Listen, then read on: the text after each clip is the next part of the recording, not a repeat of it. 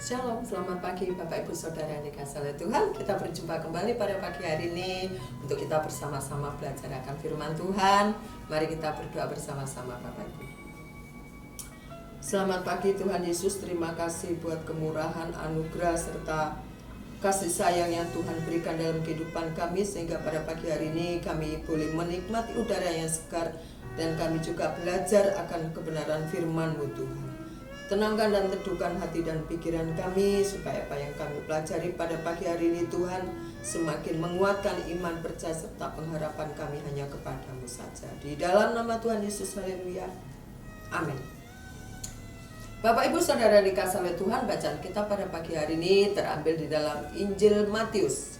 Injil Matius pasal 25 ayat 1 sampai ke 13.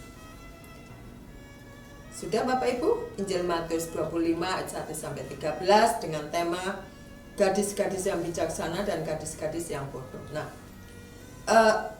gadis-gadis yang bijaksana dan gadis-gadis yang bodoh ini ada di dalam Injil Matius saja. Ya, tidak ada di dalam kitab sinopsis yang lainnya. Kita sering mengatakan bahwa Injil Matius ini ditulis oleh Matius. Amin Bapak Ibu, benar? Nah, tetapi sesungguhnya Injil Matius ini memang penulisnya Matius, tetapi informasi bukan dari Matius mutlak, dari berbagai orang-orang tertentu yang berkumpul. Lalu Matius mewakili orang-orang yang sudah berpengalaman dengan Tuhan dan melihat semua karya Tuhan disampaikan, sehingga dikatakan di sini Injil Matius, dan kita sering mendengar penulisnya adalah Matius. Nah, puji Tuhan, informasi baru Bapak Ibu. Kita akan belajar dan pada pagi hari ini saya akan memberikan tema yaitu siapkah kita? Wow, siapkah kita Bapak Ibu? Saya akan membacanya di dalam ayat pertama. Pada waktu itu hal kerajaan surga seumpama 10 gadis yang mengambil pelitanya dan pergi menyongsong mempelai laki-laki. Kata gadis, kalau di kampung atau daerah saya, wah ini masih perawan, ya. Tetapi Alkitab KJV menulis juga di sini virgin, yaitu masih gadis. Ya, saya lanjutkan. 5 diantaranya bodoh dan 5 bijaksana. Gadis-gadis yang bodoh itu membawa pelitanya tetapi tidak membawa minyak. Sedangkan gadis-gadis yang bijaksana itu membawa pelitanya dan juga minyak dalam buli-buli mereka. Kalau buli-buli yang saya tahu itu seperti apa ya? Kalau di daerah saya namanya oblek gitu ya. Oblek itu jadi sumbunya itu dari kain gitu ya. Kalau minyaknya habis ya mati, lampunya akan mati, padam ya. Karena nyalanya lampu itu tergantung dari minyak ini ya, oblek. Tapi di sini dikatakan buli-buli. Sesungguhnya apa sih yang ada di dalam 5 gadis bijaksana dan 5 gadis bodoh ini?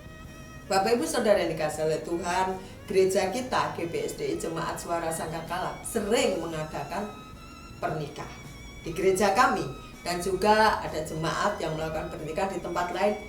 Pendeta kita juga yang melakukan acaranya. Bapak Ibu Saudara yang dikasihi oleh Tuhan, pada waktu saya mengikuti prosesi jalannya pernikahan itu, saya pernah mendengar MC-nya mengatakan begini. Selanjutnya masuklah bridesmaid sebelum mempelai itu datang. Ya, biasanya 5, 6 mereka masih cantik-cantik gitu datang. Nah, saya mulai berpikir Bapak Ibu Saudara sekalian, apakah yang dimaksud di sini oleh Matius? 5 gadis bijaksana dan 5 gadis bodoh ini bagian dari bridesmaid ini, atau pagar ayu kata orang Jawa, atau memang mempelai wanita ya, Ya, jawabannya tergantung setiap kita bagaimana kita menyikapi firman Tuhan. Kalau kita menyikapi 5 gadis bijaksana dan 5 gadis bodoh sebagai mempelai wanita, oke. Kalau ada yang menyikapi 5 gadis bijaksana dan 5 gadis bodoh ini sebagai bridesmaid, it is okay juga, ya, pagar ayu. Tetapi di sini firman Tuhan jelas mengatakan, waktu tengah malam terdengarlah suara orang berseru, mempelai datang, songsonglah dia. Ya, ternyata mereka ketiduran, mereka lelah menunggu sang mempelai.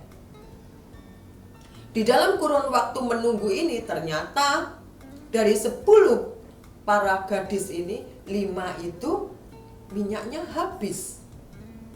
Mereka minta kepada temannya, kasih sedikit. Tapi temannya mengatakan, gak bisa, kamu beli saja di sana. Beberapa penafsir mengatakan minyak ini sebagai lambang Roh Kudus. Tetapi apapun tafsirannya, ya, yang pasti firman Tuhan di dalam Injil Matius ini mengajak kita untuk bersiap siaga, untuk menyiapkan diri menyongsong kedatangan sang mempelai. Jangan sampai, kita juga pernah dengar firman Tuhan mengatakan, bukannya orang yang berseru Tuhan, Tuhan yang masuk dalam kerajaan surga, tetapi orang yang melakukan firman itulah yang akan masuk dalam kerajaan surga. Gadis yang bijaksana mengatakan, tidak, nanti tidak cukup untuk kami dan untuk kamu. Lebih baik kamu pergi kepada penjual minyak dan beli di situ. Akan tetapi waktu mereka sedang pergi untuk membelinya, datanglah mempelai itu. Dan mereka yang telah siap sedia masuk bersama-sama dengan dia ke ruang perjamuan kawin, lalu pintu tertutup. Kemudian datang juga gadis-gadis yang lain itu dan berkata, Tuhan, Tuhan, bukakanlah kami pintu. Tetapi ia menjawab, aku berkata kepadamu, sesungguhnya aku tidak mengenal kamu. Karena itu berjaga-jagalah, sebab kamu tidak tahu akan hari maupun akan saatnya. Pada pagi hari ini kita diingatkan oleh firman Tuhan untuk kita menyiapkan diri menyongsong kedatangan Tuhan. Banyak kabar yang menggemparkan, banyak kabar menakutkan, ya, banyak kelaparan, banyak peperangan. Anak tidak lagi hormat patuh kepada orang tuanya. Firman Tuhan katakan itu adalah tanda-tanda akhir zaman, tanda-tanda kedatangan Tuhan. Tetapi kita sebagai orang Kristen, kita sebagai pengikut Kristus, sudahkah kita siap sedia mempersiapkan diri kita menyongsong sang mempelai itu, yaitu Tuhan Yesus Kristus datang untuk kedua kali. Oleh karena itu, marilah Bapak Ibu Saudara dan sekalian dikasih oleh Tuhan, kita menjadi orang-orang yang bijak, yang mempergunakan waktu dengan sebaik-baiknya, mempergunakan kesempatan kita sebaik-baiknya. Ada banyak permasalahan, ada banyak pergumulan tentunya selagi kita hidup dalam dunia ini. Tetapi jangan sampai menyeret diri kita, membawa diri kita jauh dari Tuhan, yang sehingga membuat kita tidak lagi bisa berjaga-jaga, tidak lagi bisa bersiap-siap. Bagaimana kita harus berjaga-jaga? Tentunya kita berdoa, kita bisa membaca firman Tuhan, kita bisa bersekutu kepada Tuhan, kita bisa memuji Tuhan dimanapun kita berada. Yang terpenting adalah kita bisa mengaplikasikan kasih Tuhan dimanapun kita berada. Bapak Ibu Saudara yang dikasihi oleh Tuhan, pada pagi hari ini yang kita pelajari adalah, biarlah kita adalah bagian gadis-gadis yang bijaksana itu, mempergunakan waktu dengan sebaik-baiknya, mempergunakan kesempatan untuk membawa diri kita lebih dekat kepada Tuhan, sehingga apabila Tuhan datang kedua kalinya, Tuhan lihat, Tuhan dapati kita tetap beriman kepadanya, sehingga kita masuk dalam golongan orang-orang saleh yang akan menikmati kekekalan bersama-sama dengan Tuhan Yesus. Amin Bapak Ibu.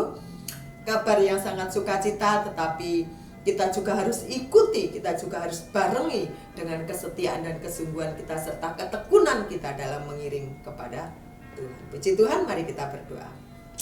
Bapa di dalam surga, kami ini orang lemah. Kami bukan orang tekun, tetapi kami terus memohon kepada Tuhan